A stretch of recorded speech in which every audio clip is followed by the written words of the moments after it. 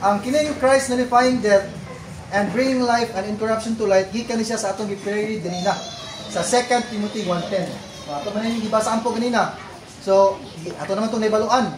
Kining ikaduha, kining remembering Jesus Christ, the seed of David, raised from the dead, gikan po ni siya sa 2 Timothy 2:8.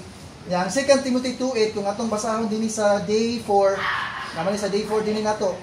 Ayan siya, remember Jesus Christ, raised from the dead, the seed of David, according to my gospel. Nga naman mga igsuon nga gisumpay maning duha ka mga bersikulo sa mga brothers nga nanguna, aron makabuhat sila usa ka ilabihan ka nindot nga mensahe mga igsuon. Unsa may rason nila, unsa may relationship nga naglink aning duha ka bersikulo.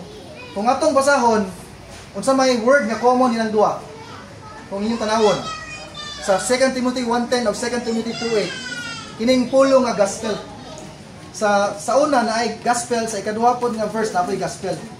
So nagpasabot mga igsoon nga makita nato sa Galatians, kung mingon ta nga buot nasa Galatians 1:11-12, si Pablo mismo gaingon, ingon si Pablo, kay gipahibalo ko ninyo mga igsoon ang mahitungod sa ebanghelyo nga gisangyaw ko, nga dili kini sumala sa tawo, kay wala ko kini madawat gikan sa tawo o natudluan ba ko niini. Nadawat ko hinuon kini tungod sa pagpadayag ni Hesus Kristo.